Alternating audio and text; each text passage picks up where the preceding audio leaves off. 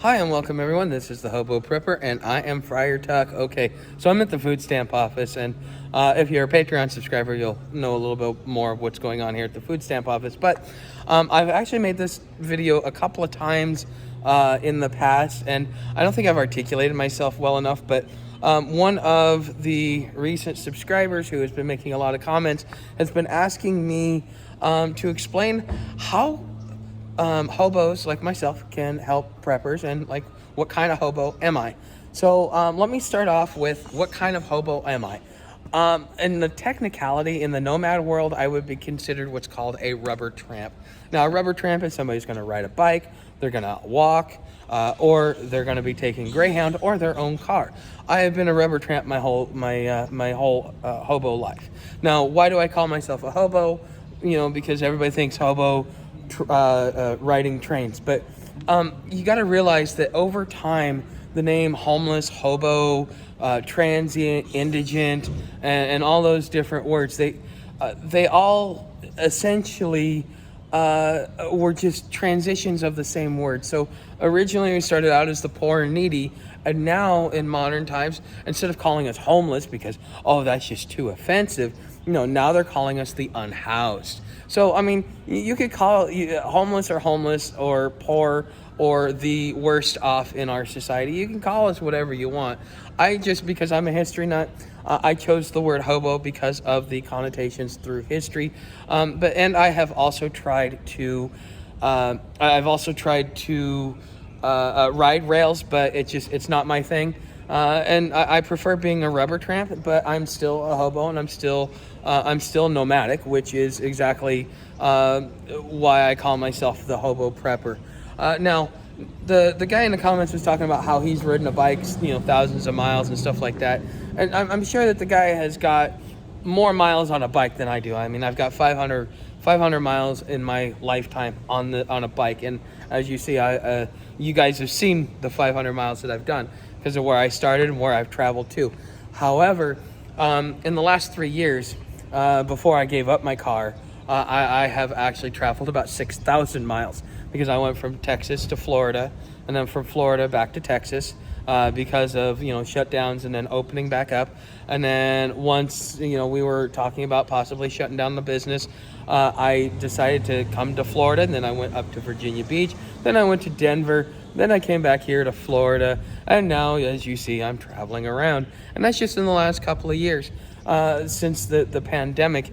And so, again, what is it that hobos and the homeless can teach you guys preppers, and are the homeless preppers? And on one hand, I would say by default, the homeless are preppers. We're preppers because we are living an SHTF situation unlike anyone else. Because when society degrades, when society falls apart, what the lifestyle of the homeless is going to be the common lifestyle of everyone.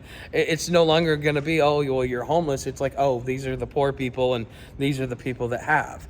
Because as the currency collapses, as banks collapse, as government collapses, as wars rage, as society falls apart, what the lifestyle of the homeless is essentially what SHTF will be looking like, or at least it's a taste, it's a hint, it's something that gives you the ability to kind of have a better understanding of what's going on.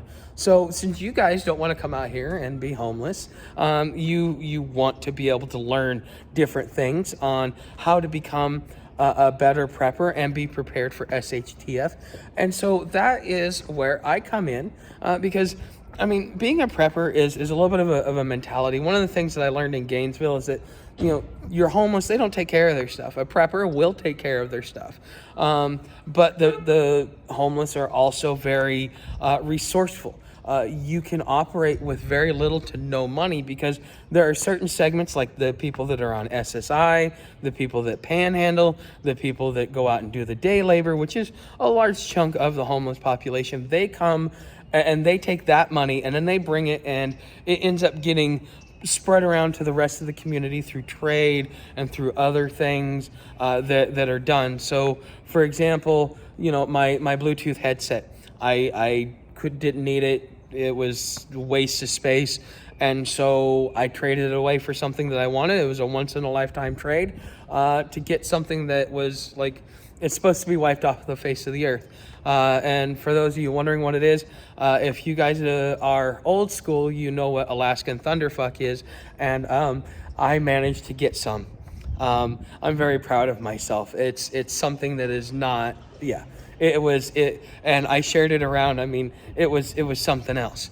But in the homeless community, what do we teach you? What can we teach you?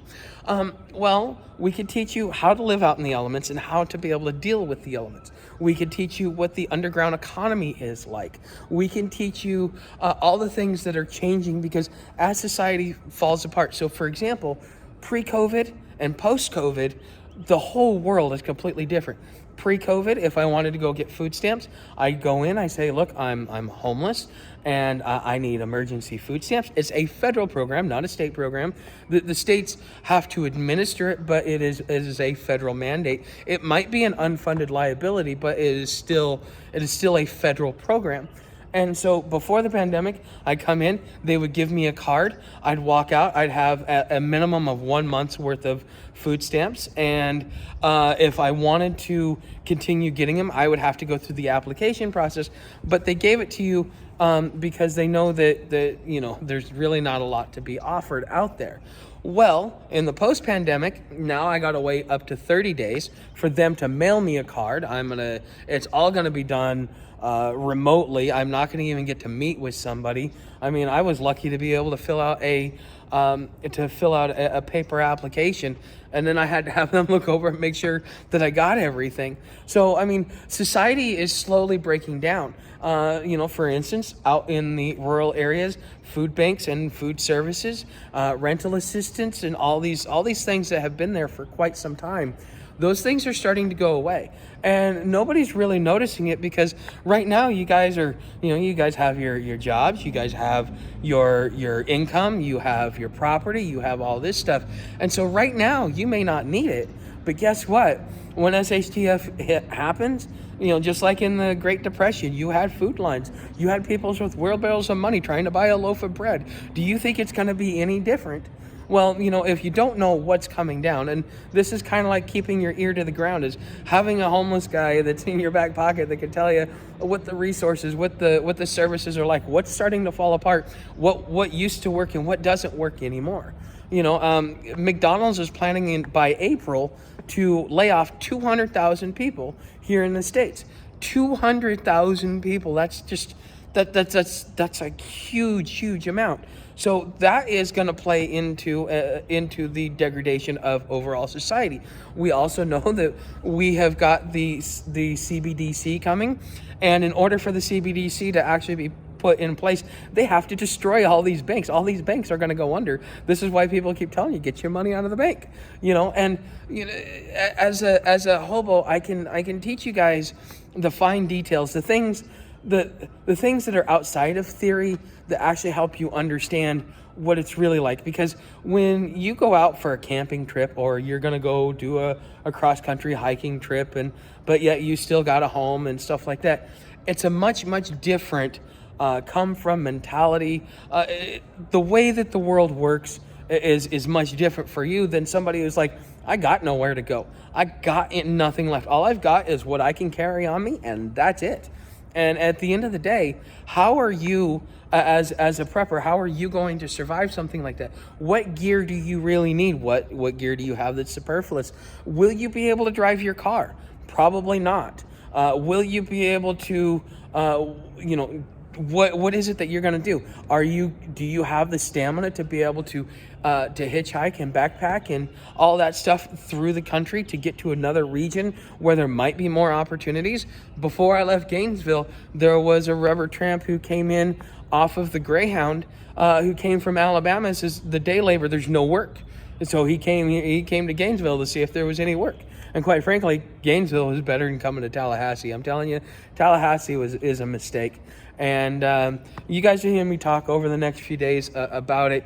But I want to keep these videos short, because anything I do that is under 15 minutes gets uploaded within that day. If it's over 15 minutes, it takes 2 to 3 days for me to upload a video. So like the Patreon video that you guys saw, that took me over 2 days to upload because of it. And then the one that I just released this morning took 2 days to upload as well, because for some reason cell service, it works out in the country in the sense that you can send and receive calls, you can download data, but as far as uploading, I don't think that this is a YouTube issue. I think that this is a cell phone tower issue. So, you know, when you're in transit going up and down the freeways, you know, you can get things done. But anyways, as far as what hobos can teach you, I really think that we can teach you more about living off of grid, more about the things in which your body can endure. So for example, one day, and because I basically I was living on fumes, I made a half a cup of rice with a cream and mushroom soup, and that's all I ate for that whole day. And I didn't even get to finish it, but the night before I also had some cream and mushroom soup and some rice. And because of that, I was able to go 35 miles with like maybe less than 1,000 calories that I ate. And I was able to have the energy and the stamina to ride the 35 miles without sitting there being completely drained. Whereas, you know, I have, you know, when I eat regular food, for some reason, I get drained real quickly. Even after I get done eating, it's like it takes a minute for my body to stop becoming sluggish. And, you know, these little things that I learn get passed on to you. And it's things that you don't really think about. You really aren't, isn't on your radar. I mean, you're thinking about, okay, I need to have, you know, 18 months worth of food or 36 months worth of food. But, you know, what happens when your food goes bad, your pantry gets raided, or what happens when you have to abandon your property because you're getting overran by people, you know, running out into the woods trying to find food. You know, there's a lot of different things that we as hobos can teach you to make your prepping and your preparations much better than what they currently are. Because one of the things that I realized, I mean, I've been off and on the streets for 20 years. I could teach you how to get off the streets in 6 months. It's really not that hard. Well, it's harder for me now because of my background. But if you don't really have much of a background, you can get on and off the streets like it's nobody's business. I mean, I put in a couple of applications in Gainesville, and I already got calls, and I was even ready to be hired if it wasn't for the fact that I had a background issue that was just going to prevent me from getting work.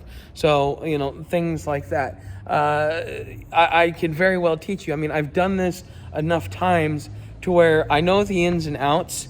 And also another thing is when SHTF happens, it's gonna be us that kind of have the command and the lead of everything that's going on, because we've been living it. We know what's going on. We get to decide what outsiders are allowed in and what outsiders are not allowed in. And then, you know, we get to go from there. So anyways, guys, if you want to help out, I could really use some help in the tip jar, because the food stamps, they're going to make me wait 30 days to get food stamps. And they don't really feed very much here in Tallahassee. You could also come over to Patreon. I'd rather you come over to Patreon than leave something in the tip jar, because that is monthly, and you know, you guys are getting some sort of return of value other than just these videos and me asking you for tips in the tip jar. Also, you can do my affiliate links. I get commission off of that. All the gear that you see there, I use it on a daily basis, and I swear by it. It's what's kept me comfortable. And if you want creature comforts when you're out here, this is important. And finally, you know, like, subscribe, share. I'm about 1,500 hours away from the 4,000 hours, and I am about 350 subscribers away from the 1,000. I've got about 3 months, maybe 4 months. April is when, middle of April, is when I have to have the 1,000 and 4,000. Otherwise, it's just going to be rotating until I actually reach that criteria. But I want to say thank you guys very much. This last month, I gained 250 subscribers, and I got 1,000 watch hours from you guys. So thank you very much for watching all my videos. I will see you in the next video. Thank you for watching.